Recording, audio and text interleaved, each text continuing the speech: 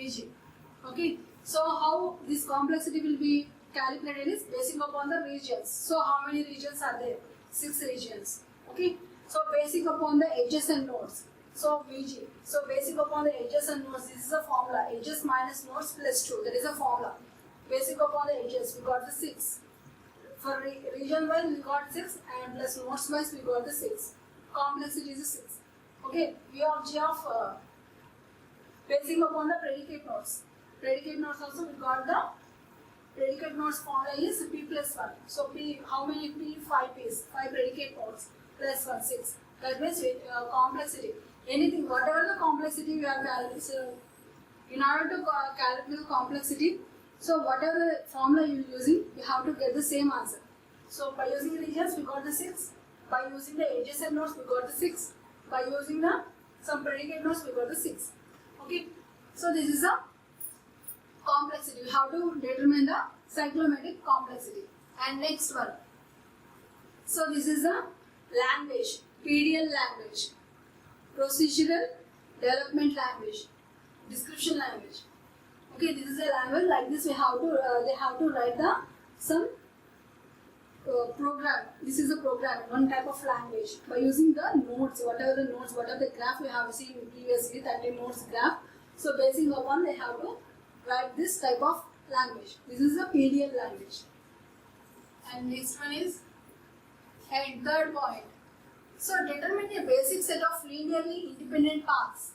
So independent paths, what are the independent paths in that graph?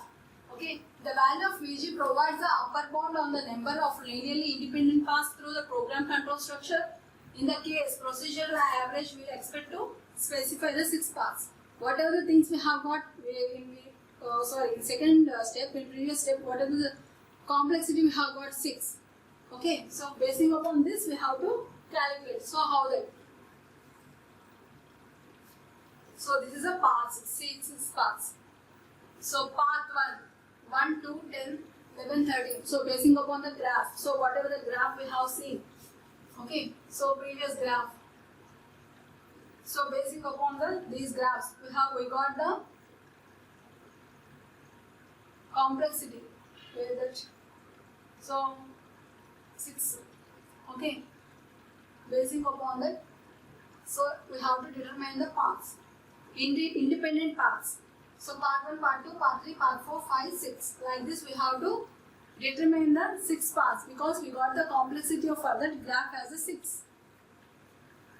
Okay. So indicate that any path through the remainder of the control structure is acceptable. It is often worthwhile to identify predicate nodes. So whatever the predicate nodes we have, we can also add it into that. This like that we have to determine the independent paths basing upon the complexity. And next one is prepare test cases that will force execution of each path in the basis set. So data should be chosen so that conditions at the predicate nodes are appropriate as set as each path is tested. So we have seen some predicate nodes. How many predicate nodes? 5 predicate nodes. Based upon that, we have to go further some testing. So each test case is executed and compared to the expected results. Once all test cases have been completed, the tester can be sure that all statements in the program have been executed at least once. So if the program have the conditions like that, if your program has some sequences or if statements or while loops or do while, so what are the cases if you are writing like that? So we have to calculate all those things and we have to execute at each and every step.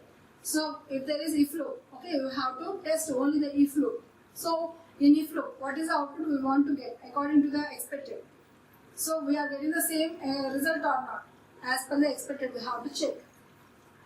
And it is important to note that some independent paths cannot be tested in standalone fashion. There is a combination of data required to traverse the path. So if you have some traverse, depth first, width first, like that, we have to traverse and we have to check the each and every test case of the loops. Okay, and next one is. So next more topic is the last topic for this unit is the graph matrices.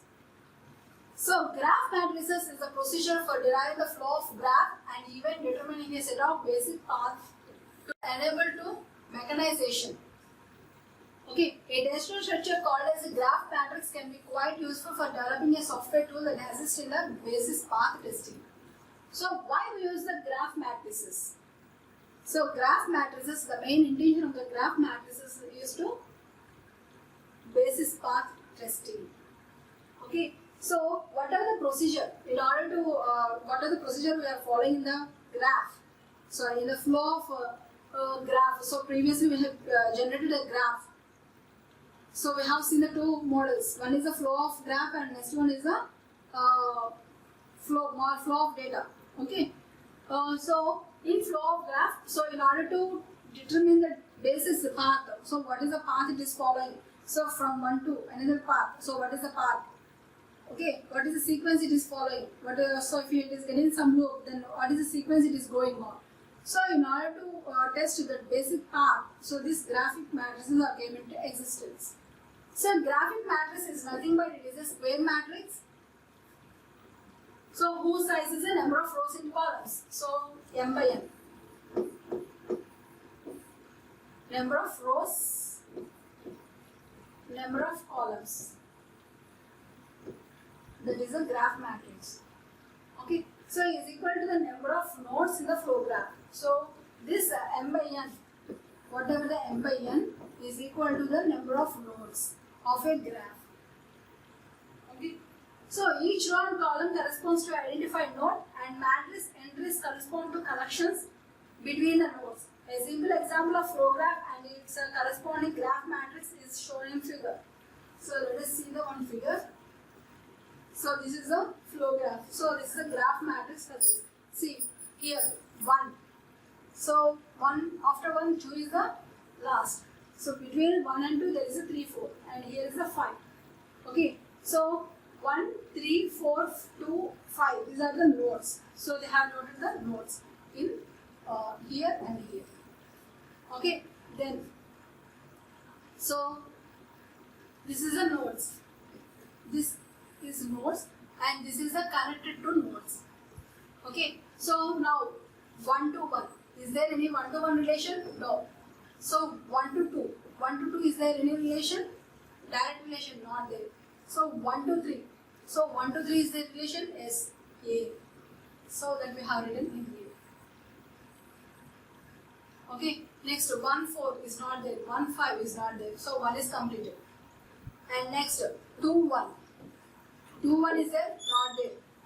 2 2 is there? No. 2 3 is there? No. 2 4 nothing is there because the arrow symbol is not a 2 or is a 4. It is a 4 to 2. Okay. So next 2 5. 2 to 5. No, it is not there. 5 to 2 is there. 2 to 5 is not there. So there is nothing here.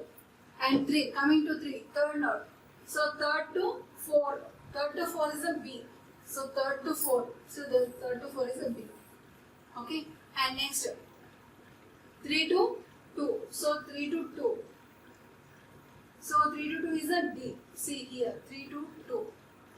D. So D is here. 3 to 2. So coming to the fourth node. So fourth node to 2. 4. Where is the 4? 4. 4 is to 2. C. So we have written the C here.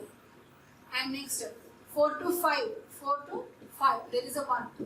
So F. So there is a F here. And next coming to the fifth node. So this is the fifth node. So fifth here. So in this fifth, so fifth to 1 there is nothing. Fifth to 2, yes it is there, G. So we have to note the G. And next 5 to 3, yes it is there, E. So it is a E. So 4 it is not there because 5 to 4 it is not there, 4 to 5 it is there. Okay, next 4 to 4 there is no loop. So like that we have to take the graph matrix for each and every flow graph.